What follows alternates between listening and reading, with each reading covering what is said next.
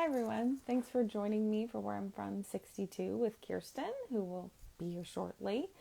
What are you reading? How are you hanging in there this time of year? I'm reading The Wrong Kind of Woman by Sarah McCraw Crow, and yeah, I'm really enjoying it. It is a book, it's a novel set in about 1970 at a Dartmouth-like university that's still all men and is sort of feeling the feelings of needing to go co-ed, and I thought it was really engaging and just like a very calming. I don't quite know how to articulate it, but I really enjoyed it, and it follows these three characters and how they're navigating this time in history when a lot of things are fluctuating and identities are being re-examined and our place in the world. And it's also about grief, and I enjoyed it. And so good job, Sarah. Kirsten, I think maybe is having some trouble joining me, so I am just here.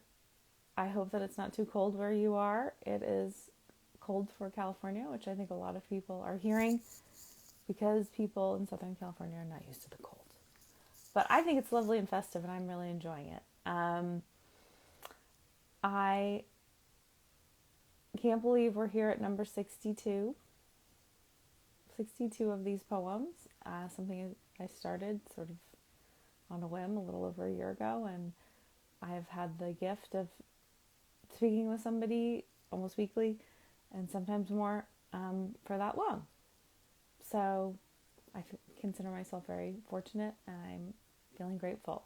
It says that Kirsten joined, but yet your face is not here, so I'm hoping it's going to happen in a moment. Hi, Kirsten. What else? What are you reading? Are you reading memoir or novels or comics, or what are you reading? I think, let me see if I can invite you, Kirsten.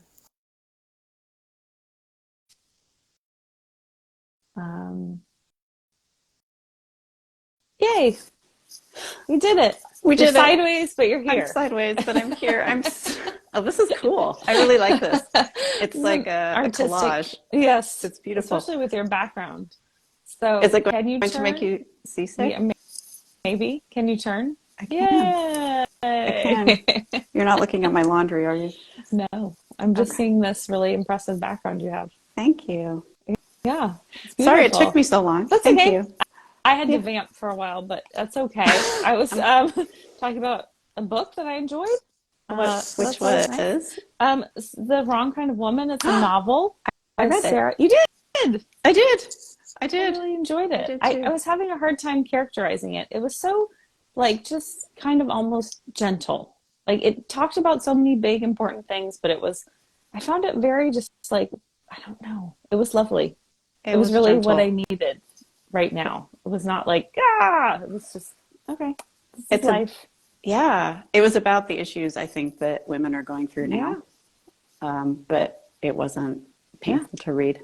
No, So it no. was it was it was kind of a relief to read it. I keep coming back to the scene of the women eating lunch together with their Yeah, gloves on, yeah, because yeah. women used to wear gloves. Yeah, and I thought all of that was good to remember. It was not that long ago that women couldn't get mortgages for their homes unless they were married, and Right. all of the, and just that as a woman, you were just looking for a husband. Like that was your main goal in life, and Yeah. um, we have And that's why you went to college, was to right. find somebody to marry. I have one of my mom's friends, I was just telling somebody about this yesterday. She just passed away recently, but she was very super intelligent and she wanted to study physics. And she was told that women don't study physics, they study English. Mm-hmm. And my mother, I remember, wanted to go to college really badly. She was the first generation in her family to go to college. And the reason that she wanted to go to college was because she could wear pants. She went to public school and they couldn't wear pants. They had to wear dresses and skirts. That's Yeah. really, that's so Well, and I had not, when I went to college, people were like, oh, MRS degree. People were still saying that joke. And I had never heard that. I didn't know what they were talking about. I was like, what is an MRS degree? I've never heard of that one. Oh, Mrs. Okay. It took me a while to figure it out. And yeah, I think I was one of the first women in my family to graduate from college. Maybe the first. Cool. And did you go there for the MRS or I did you did get not. an MS? I definitely didn't even know what that was. So, no, It I took a while. didn't. Yeah, it took had to hear the joke a few times. Yeah, I'm a Ms. I've always been a Ms. Me too. News I think it's magazine, right fun. here. It is Yeah. fun. I like the bzz sound. It's like it's fun to say that sound. Yeah, I Bzz. enjoy it. Yeah. And when people call me Miss, even now, I'm like, who's Miss? Because now it's said sort of ironically, maybe. I get called ma'am, Yes, ma'am. which is horrifying to me. Yeah. I don't like that. Yeah. I need to move to the South. Maybe everybody will call me Ms. if I live. I don't know. I don't know for sure. It's conjecture. I've never lived there, so I don't know. Yeah. But I'm Well, how are definitely. you today? You made it. I made it. I feel better now that we've had this little conversation. I did all my things to help center myself. I'm quite nervous when I'm being recorded, and so I just want to put that out there that if anything weird happens, it's because I'm nervous, and it's okay. It does make people nervous Yeah. to be recorded. It's an interesting phenomenon. Some people have a much easier time with it. Certainly doing these has helped me get over it because I realized, oh, nobody really cares. I was just thinking it's a genius idea to do this because I thought Allison probably never feels nervous anymore. Rarely. It's Yeah. more just if other people are nervous and I don't want them to feel nervous, but I'm experienced enough to know that I can actually Fix that. No. Yeah. Sadly. It just is what it is. So It is totally what it is. Yeah. Do you want to chat more? Or do you want to just launch into it? It's really up to you. I'm happy to launch into it. Okay. Let's see, because my stomach isn't in a knot right now. So let's try it. I did not memorize this, by the way, so I have to read it. No one does. Piece of paper. Okay. I thought I saw somebody reading it, and she was looking ahead. Maybe you might have seen a dramatic reading a couple weeks ago from Ada. She seemed like she had it memorized, but I think she's just really good at public readings. Dang. Like she has that.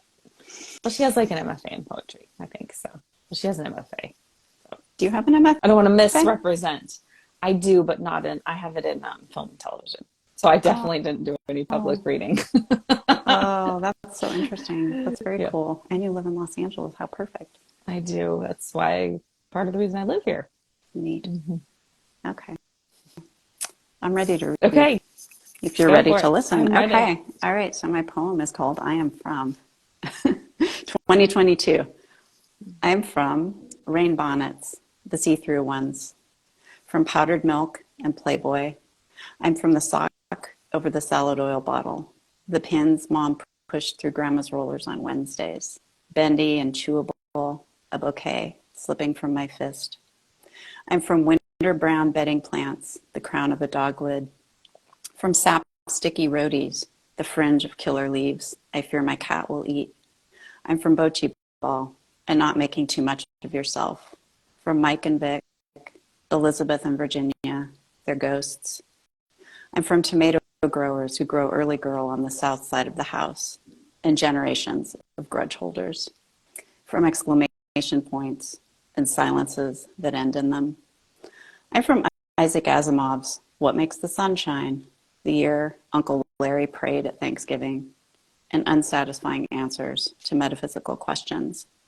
I'm from the edge of the Alps, the center of Washington, from chitons and tide pools, one icy blue finger pressed into the spongy green of an anemone. I'm from risotto and the rhubarb sauce mom called dessert, from the fingers Uncle Jackie lost in the forest, the lost diamond grandma found in a dream. The photos everyone wants are vanishing. I remember them, make too much of them. I take others. I am from the off-center, fuzzed-out contents of the cedar box, unlabeled snapshots freed from chronology. I group them by theme and location until each of us is posed with the peonies. until we have all spilled down the stairs of Grandma's porch together with the cats whose names I thought I had forgotten, until I can claim that these moments are the memories I never had. Thank you. Beautiful. So much there to talk about. I loved the so much. But at the end, it got me the cats whose names I thought I'd forgotten. Like, isn't that an amazing thing that memory can change? It was amazing. Yeah, the story with the cats got me to start thinking about writing this book that I'm working on in a different way, because I found these photos of these cats and my grandma, and I realized as I looked at the photos of the cats that I had no memory of the cats, but I knew their names. Mm-hmm. And I just started wondering about all the other things that I had experienced that I had no memory of, because I don't have a lot of childhood memories. I don't know if you do, but I really don't. It's just like little blips. I have more now, as I have done more therapy and talking about it, and I have reclaimed a lot of and honestly, this poem, I think, sort of encouraging me to think of memory in a different way and to ask those questions about smells and sights. And I think I had been more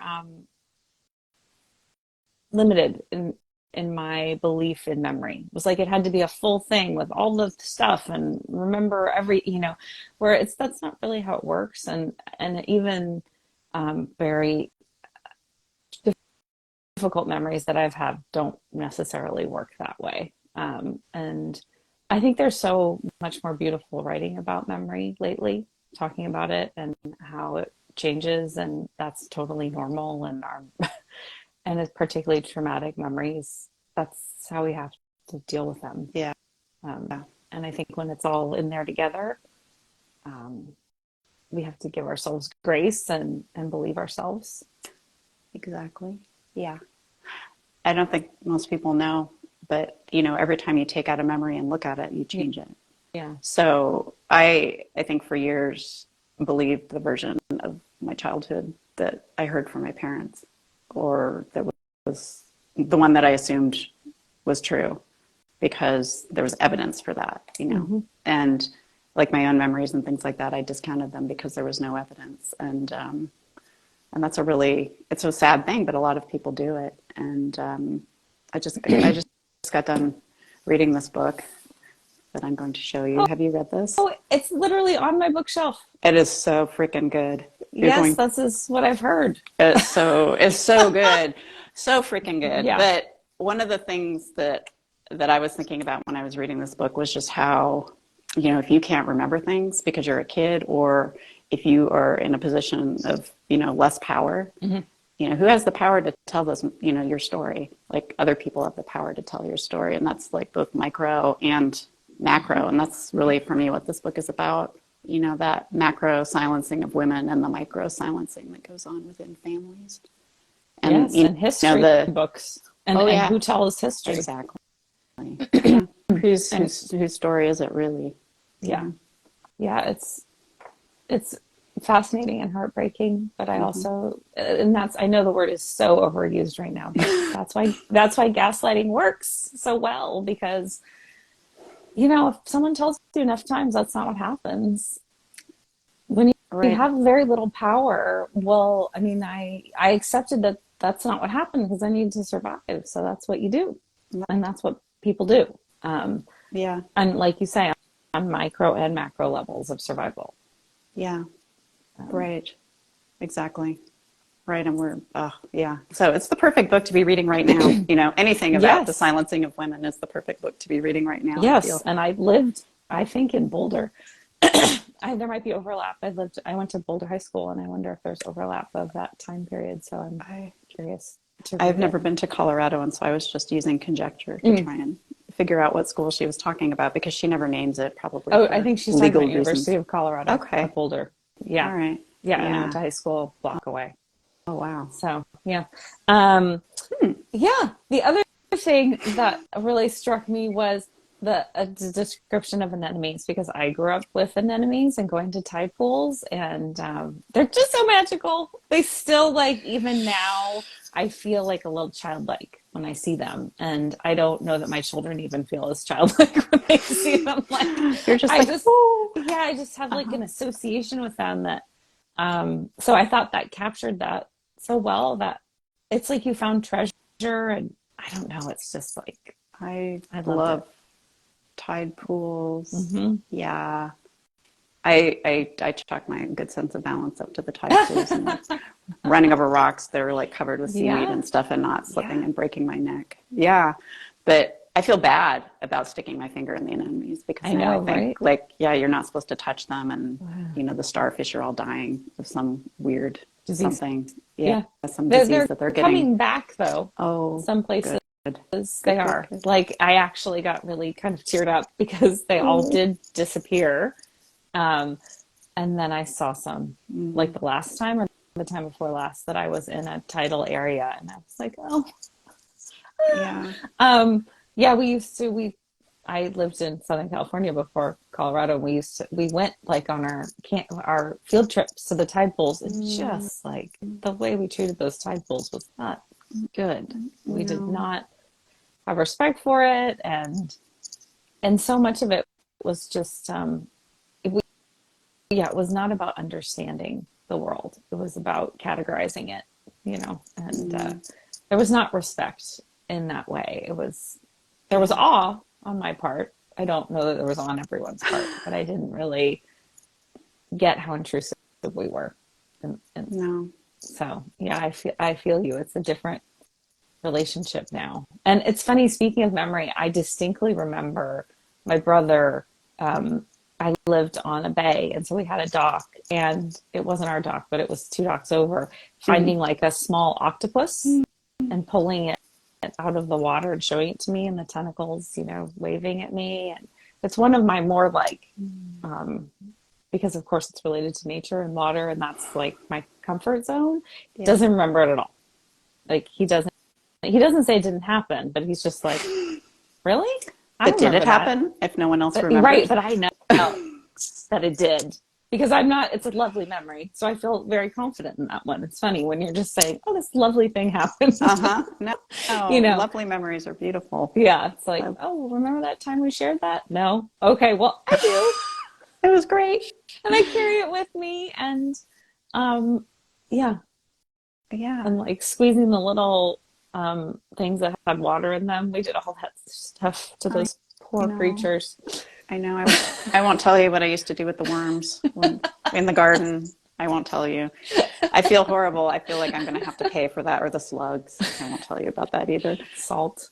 Oh, I know. I'm yeah. doing penance for that Yeah. right now. I'm sure of it.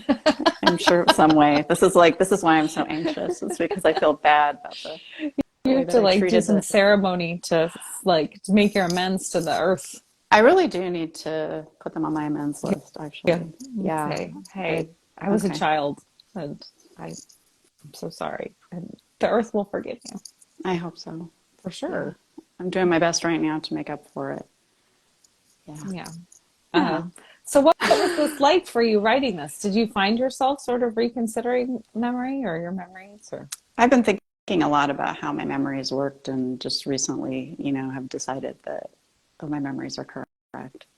And, in recent years, my memories are correct and they're mine, and it doesn't matter if anybody else agrees with them or thinks that I should be sharing them and stuff. Yeah, Yeah. that's very empowering. Yeah, it is. It's also kind of scary. It's so scary. Yeah. I I literally asked my therapist at one point, like, how do you not know I'm lying? Does it matter? Well, she was just like, well, it's pretty obvious. Like, if you need to hear from me the validation that you're not, I'm here to tell you. Like, It's money well spent, though, that's right? not how it works. People who lie, you could tell, Mm, like it's a very different, everything, like it's just baked in, like all of it, who I am, the choices I've made, how I reflect on those choices. Like it all paints a picture that is whole. mhm. I'm not coming at it from like, it would be a sensational thing to talk about. I mean, that's Mm, not the impulse. at all. I would rather, and I've written about it, I'd much rather none of it was true. That'd Or be not so much talk more about it. convenient, you know?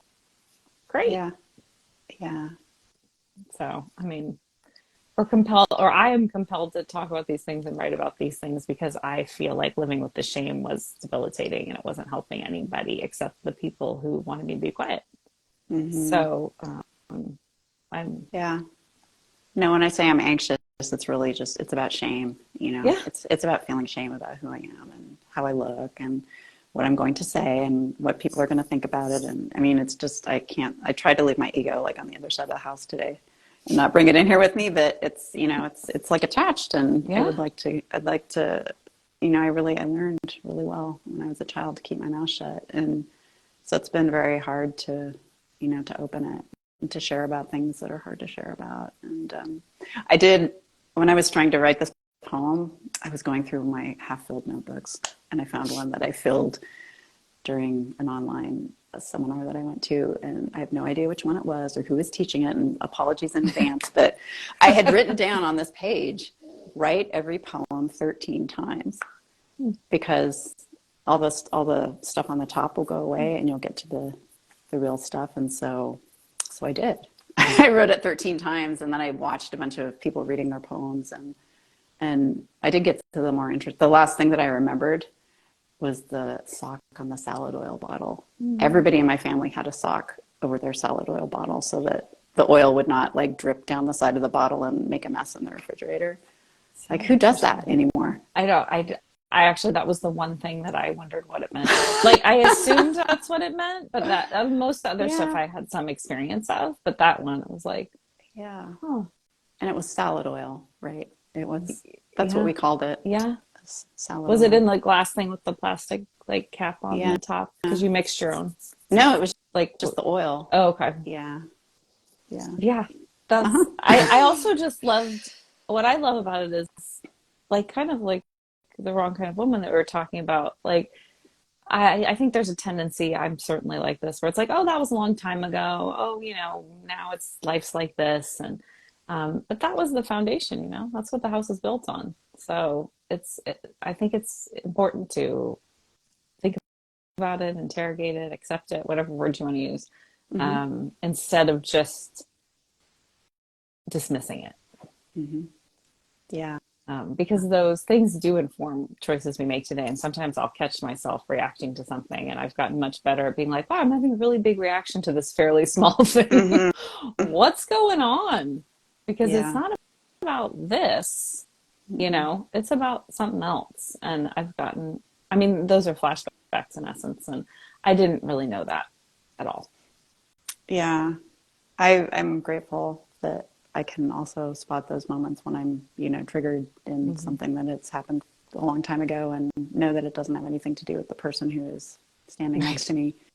But it's made it really hard to do things like have jobs, Mm-hmm. where I have to work with other people. Like, that's been my biggest challenge, I think, is just not projecting my family onto other people at work. Mm-hmm. And figuring out that these are other people who have their own stories, and that's not Right. my dad, that's not my mom, that is definitely not my sister. Mm-hmm. Yeah. Who are also being triggered. Right. What's going on? Right. Who am I to them? We're all just in this made up story that we're experiencing instead of doing our jobs, right? Mm-hmm. We're all playing this game. But yeah. And we Yeah. do recreate it consciously or unconsciously. Like, definitely, you get in those moments. You're like, how am I here again with these Uh-huh. people who are Right. exactly the same as those other people? Yeah, it's Yeah. maddening and Yeah. fascinating. It is fascinating. Yeah. It's good. Yeah.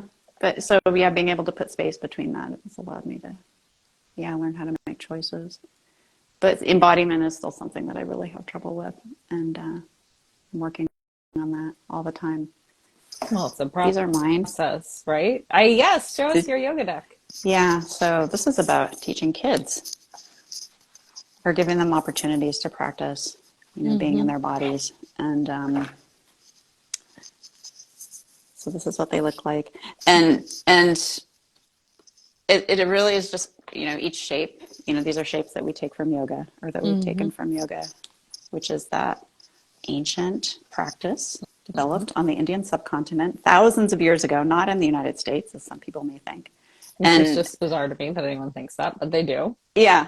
And so each shape is an opportunity to practice two things. It's to practice noticing sensation in your body and making choices about what you want to do with your body, because it's your body. It doesn't belong to anyone else. And so for trauma survivors who have, traumas, the experience of it's extreme disempowerment, you don't have any control over your body or what happens to it. And so this is just a small way to give people the courage to practice that, to practice, what do I want to do with my body? Do I want to do this or that? Mm-hmm. And yeah, anybody can help a child do that. You don't need a therapist or, a professional like parents, caregivers. Anybody can help kids learn how to do these things, or adults can help adults learn how to do these things. So I think so many trauma survivors don't know how they feel in their body at first, because they had to ignore whatever was happening and was uncomfortable. And it's a real process. People going beyond, I'm upset, or this is upsetting, or what is exactly happening? Where am I feeling these things? And I mean, every feeling that we have starts out as a sensation in our body, just like hunger or thirst, so if you can't feel it, it makes it hard to make good choices. Yeah, it took me years to realize, I'm hungry when I want to punch everything. That's what's going on. Really, even though I sort of knew it was this is it's very easy for me to track now. But it took me a long time to realize, I'm really hungry and it's okay. But I was getting a lot of messages that were like, why are you hungry again? Ugh, didn't you just eat? You seem like you're well fed. I was like, okay, I hear the opposite. Really? I had this friend who was like, you look like you could use another slice of cake. Oh gosh, yeah. It's hard. It's hard. And it's like, I was joking actually just last night about how as a woman, you're too young to be taken seriously, and then you're too old to be attractive. And there's just really no sweet spot. I think it lasts for a week. Yeah, you're 28 or something. And 32. I don't know, somewhere in there. And it's the same thing with weight. That's a really good point, because it is maybe you don't want to eat that. And then it's but you should eat something. And where is you're too skinny. Yeah. And I have a very good friend who deals with chronic illness who's thin, and she's had so many doctors not take her seriously, because they'll literally just say, oh, but you're thin. You must be healthy. What? No, that's not actually, I don't feel good. I'm suffering with something. It's tough. People ask you to eat a piece of cake. That's so weirdly uncomfortable. She was a therapist too. Oh, so that's a true story. So that brought up something else for me. Women. I'm just going to make a generalization. Women are encouraged and raised to focus on how they look, and so a lot of times with yoga or any other practice, that's meant to give you exercise and things like that, people focus on, well, how's it going to make my body look? Yeah. As opposed to how does my body feel when I'm doing this thing? Am I injuring myself? I have all sorts of stories about yoga injuries that I've had before I learned how to actually feel whether or not something was appropriate for me to try. And so, focusing on sensation and, choices helps people get away from that. It's not about how do I look doing this, or is it correct? It's how is it helping me have a relationship with my own body and learn something more about my body and what my body needs or wants. Yeah. I do. You can really see that happening, with yoga specifically. It's this is not the intention. It's so funny because I did it as a kid with a bunch of people who were following some guru or something on towels in someone's living room, and that was my introduction to it. So then as time has gone on and it's evolved into this lifestyle, it's just, I still think of those ladies on their bath sheets, really thin towels. And it was not this. No. And I've had a hard time actually finding a yoga class, or I do it on my own, but it's always been very fraught for me. I don't know, because I'll go and they'll be like, well, how do you know yoga? What's your like background? Who's your blah, blah, blah? Really? Like, I don't, I just, yeah, it's Maybe weird. it's because of where you live. I don't know. I feel the same way though, because Probably. I've been a yoga teacher. I don't want to go to somebody else's class. But during the pandemic, I went to all these trainings online through Yoga Alliance. They had free ones Oh, throughout the that's nice. pandemic. And there was this one teacher in Maine who I really liked. I was like, I could take some of her online classes. That's actually on my to-do list, just to look into that. Wonderful Because teacher is such a beautiful thing. yeah, It's just you have to like decide if you can handle going through all the handle the process of, yeah, yeah, looking for one. yeah. Hmm. It's the same with writing or anything. Like especially I think places where you feel vulnerable, finding somebody who is accepting and encouraging and helps you grow. It's like there's nothing like it. But then you also there's like a risk reward equation going on. Right. And I think you probably have to pick up some bad experiences on the way to the good ones. Yeah. Yeah. Yeah. Ah, Well, any other thoughts before we wrap up? This has been so wonderful. For those of you who are curious, Kirsten and I are on Zooms together fairly regularly, but we don't like talk. So this is I feel like I sort of know her. I recognize But you. yeah, but this has been so lovely. I'm glad that you embraced your discomfort and joined me because it's been a wonderful conversation. Yeah. It has been great. I knew that we were going to end up talking about trauma, and I'm so happy that we did because it's such an uplifting topic. I know, but I'm here for it, and I'm going to take away the 13 times for a poem. I think that's a great number because I think sometimes people could try it like 25 times. Like I think it's a good number because it tells you like you've done enough. Yeah. And that's what I loved about this form and the poem. I forgot to say this is that it imposes a limit on me because it's a structure. And I need that because all my tabs are open all the time. And this has really helped me focus in and just focus on, coming up with the memories and not worrying about making it perfect. Yeah. Yeah. And I think that's a great lesson just for writing memoir in general. Oh, yeah. Like everything doesn't have to be on the page. And if it is, it's going to be hard to read. Yeah. Right. So it's listening to these as much as I have. It's been great for me. I am forever grateful to Georgia Lyon and to Jeannie Newlett for introducing me to it, which I felt like I was really late to the party, but she did introduce me to it and I came to the party with a lot of enthusiasm. So, and you invited lots of people. I did to the party. And it's so wonderful to be a part of this party. Yeah. Well, thank you so much for joining me, Kirsten. And thank you, Allison. Yeah. For helping me put my mission statement into action. Yeah. Do you want to hear it? Sure. I just came up with it. Yes, please tell me your mission statement. Amplifying soft voices in an entertaining way and encouraging people to take up all of their space by taking up mine. Yeah. That's a great reminder because I definitely have moments where I think, what am I doing? You're taking up your space, girl. And it's good. It's a good thing to do. Yeah. And to model for sure. Yeah. Mm-hmm. Yeah.